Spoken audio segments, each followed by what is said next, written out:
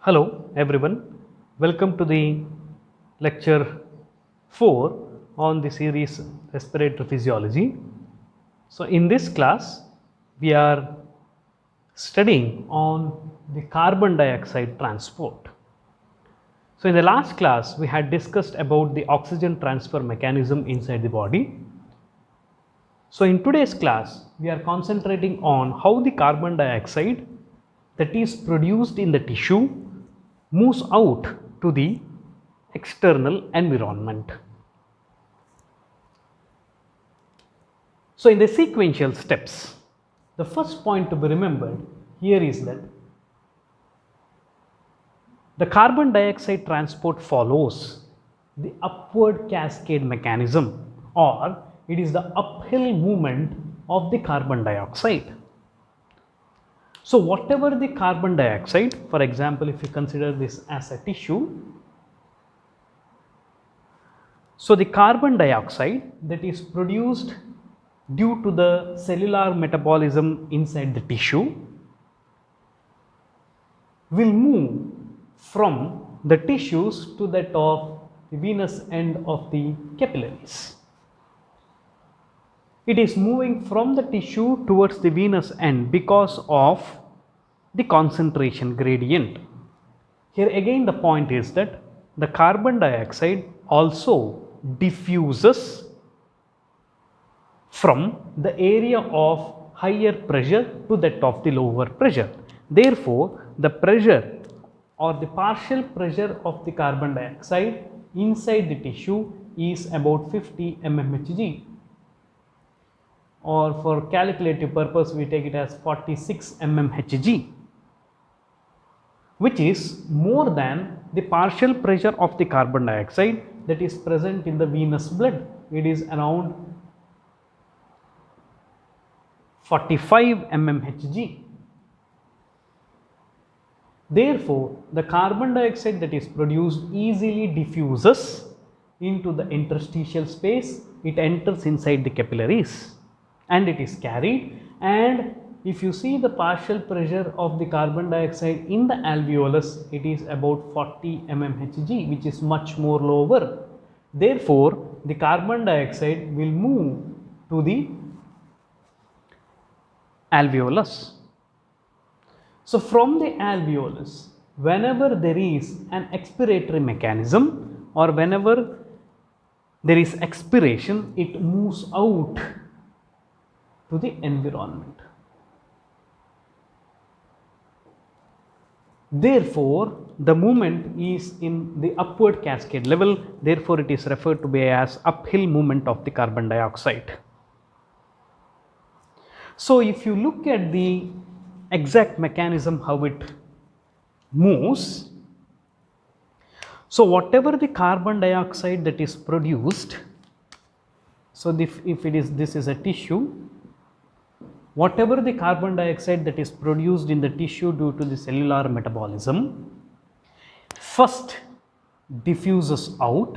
It can easily diffuse through the lipid bilayer because it is lipid soluble. It comes out and it goes to the interstitial spaces. From the interstitial space, it enters inside the blood vessel. It crosses the endothelium and it goes inside the blood vessel. This is first. Second. Third, it also moves inside the RBC. And it is transported and it reaches the lungs. When it reaches near the lung, so it should come out of the plasma and also it should come out from the RBC. It should cross the respiratory membrane. It reaches the alveolus or alveoli. From the alveoli, it enters inside the outside to the environment. So number one, whatever the carbon dioxide that is produced in the tissue crosses the lipid bilayer, enters inside the blood vessel, into the plasma. It also enters inside the RBC. So, this red color represents the RBC, and it is transported. Whenever it reaches the lung, it should come out from the plasma or should come out from the RBC, crosses the respiratory membrane, goes to the alveoli. From the alveoli, it moves out. So, now whenever the gases, the carbon dioxide diffuse, in the very first, so we have seen it comes out and it goes to the plasma. So, in the plasma, so the way, in the ways of transport of carbon dioxide, number one, carbon dioxide from the tissue moves into the plasma. So, in the plasma, whatever the carbon dioxide that is there, few amount of the carbon dioxide will be dissolved. So, it will dissolve in the water that is present in the plasma. The carbon dioxide is 22 times more soluble than that of the oxygen. Therefore, the carbon dioxide can dissolve more, and it is one of the way in which it is transported. It follows the Henry's law. The second way, whatever the carbon dioxide that is there in the plasma can attach with the amino group of the plasma proteins. The amino group of the plasma proteins. So, it can form carb amino compound. So, it can form a carb amino compound, and in this fashion it can be transported. Or number 3, the carbon dioxide that is present in the plasma can react with the water that is present in the plasma, and it can undergo hydration reaction to form carbonic acid, which can dissociate to bicarbonate ion and hydrogen ion. So, these are the 3 possibilities. However, this hydration reaction is much slower that occurs in the plasma, because the enzyme carbonic anhydrase is absent. The enzyme carbonic anhydrase is absent here. So, this hydration reaction is slower, however, this can occur. So, in these 3 fashions, the carbon dioxide can be moved or be transported in the plasma. However, the point to be remembered is that in the plasma, the carbon dioxide dissolved is 1000 times more than the concentration of carbonic acid. Therefore, inside the plasma, the major way of transport is in the dissolved fashion. So, it is dissolved as such and it is transported. So, at about 10% of the carbon dioxide is transported in this form, whereas attaching to the amino group of the plasma proteins is very much negligible, and also this hydration reaction is very much negligible. However, it can occur.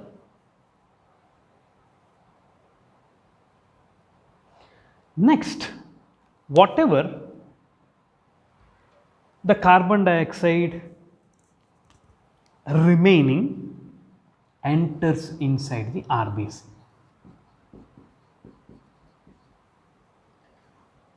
So whenever the carbon dioxide moves inside the RBC, it can be transported in two fashions. Number one, the carbon dioxide that is present inside the RBC can react with the water that is present inside the RBC to form carbonic acid, H2CO3, which ionizes to H plus and HCO3 bicarbonate ions. This reaction is faster because of the presence of the enzyme carbonic anhydrase.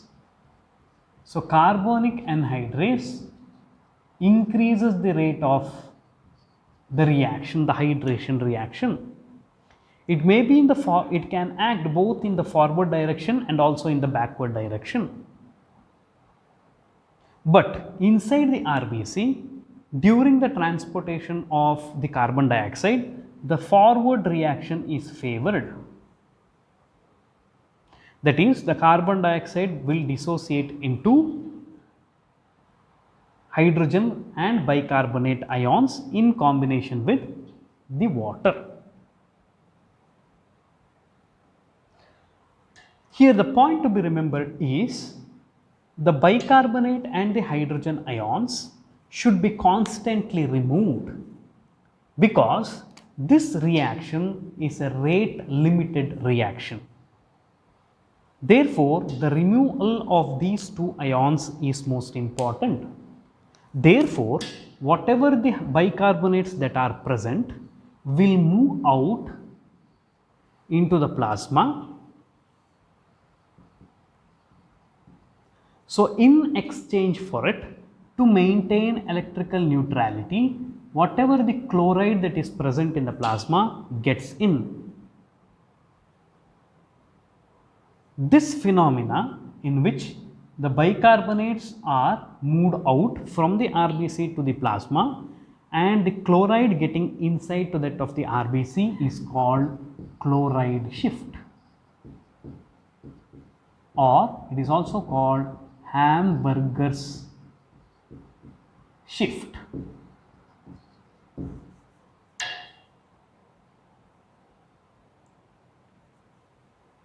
Whenever the chloride moves in and the sodium and the potassium is retained inside the RBC, and the chloride influx will cause the effective osmotic pressure inside the RBC to increase. Therefore, water will diffuse inside, or water will move. It causes inward diffusion of the water inside the RBC. That is the reason why the RBC in the venous side is slightly increased in size when compared to the RBC in the arterial end. So, RBC in the venous end is increased in size than compared to that of the RBC that is present in the arterial side, which is possible or which is made because of the Hamburger shift.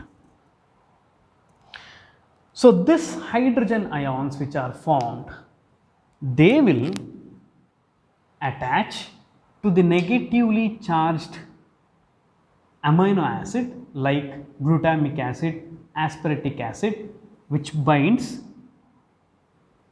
reversibly to the hemoglobin. So, the hemoglobin consists of the globin chains, which is made up of the amino acid. There are few negatively charged amino acids that are present on the hemoglobin, to which this H plus ions reversibly binds to.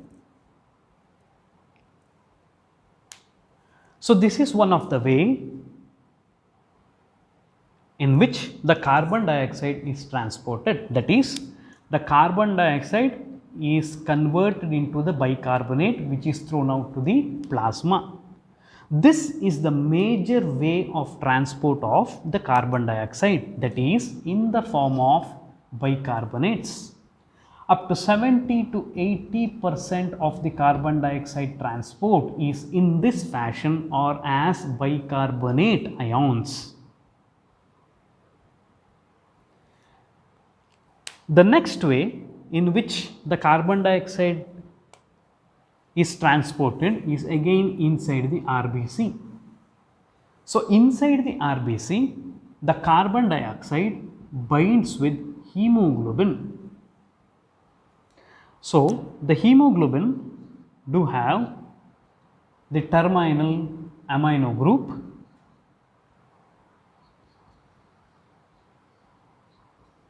so this is COO minus group.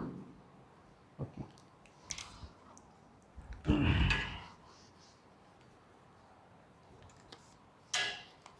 So, here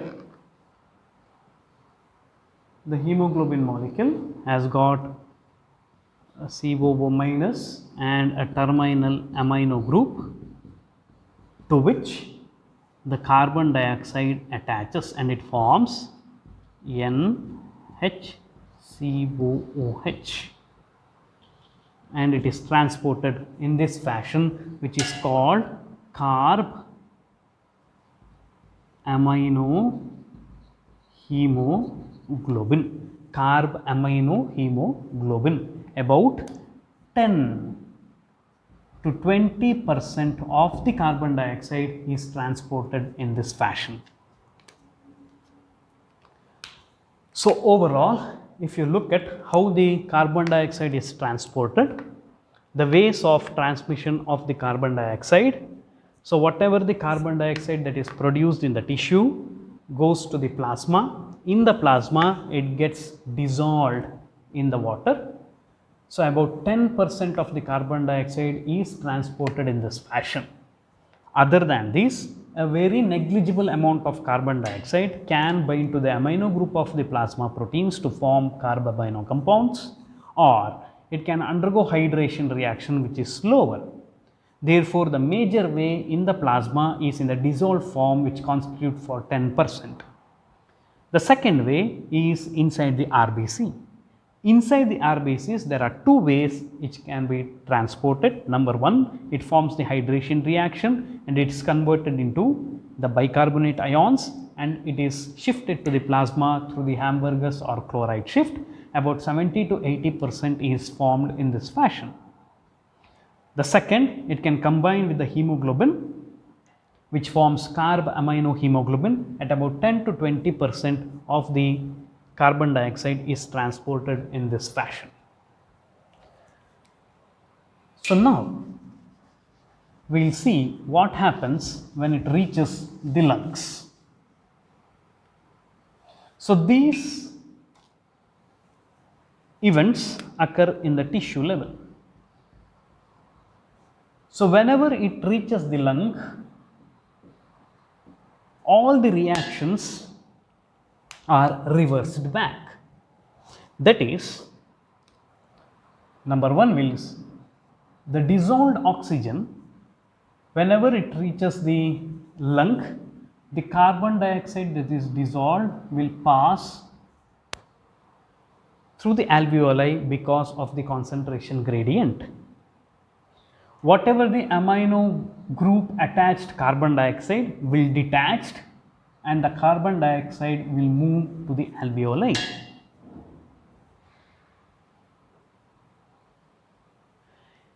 Whenever it reaches near the lung, the hydration reaction reverses back, forming water and carbon dioxide. So, again this carbon dioxide escapes to the lung. However, again it is said this is a much slower process. So, whenever the carb amino hemoglobin reaches near the lung, there is attachment of the oxygen. The oxygen will move from the alveoli inside the RBC and the oxygen attaches to the hemoglobin. So, this attachment of the oxygen to the hemoglobin makes the carbon dioxide to detach from the hemoglobin, and the carbon dioxide moves inside the lungs.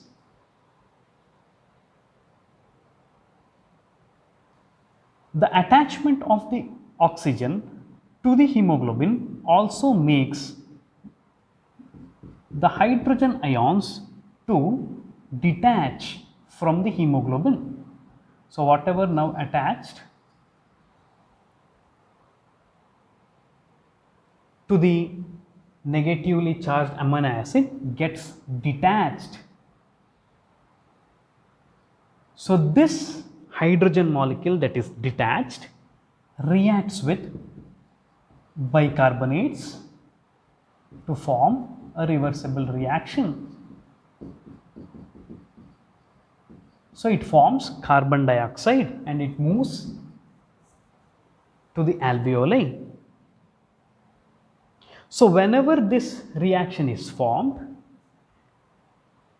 inside the RBC, the levels of bicarbonate goes on decreasing. So, whenever the levels of bicarbonate gets decreased, whatever the bicarbonate that was there in the plasma moves inside the RBC. So, in exchange again, whatever the chloride that was present inside moves to the outside. So, again inside the RBC, the hydration reaction is in a faster rate occurring because of the presence of carbonic anhydrase, and the carbon dioxide that is produced moves out. So, this transporter which transports the bicarbonate and the chloride is also called protein band 3. Protein band 3 transporter. So, in this fashion, the carbon dioxide moves to the alveoli, and from the alveoli it moves outside the environment. So, again coming back, what happens near the lungs? Near the lungs, all the reaction is just reversed back. The most important reason for the reversing back is the concentration gradient, number 1. Number 2 is the attachment of oxygen or the formation of oxyhemoglobin. So, this effect, where the effect of the oxygen in the removal of the carbon dioxide and also its effect on the hydrogen ion is referred to be as Haldane effect. Haldane effect, which caused carbon dioxide unloading from the RBCs. So, the effect of the oxygen on the unloading of the carbon dioxide and also the hydrogen ions is described by Haldane effect. So, due to the Haldane effect, whatever the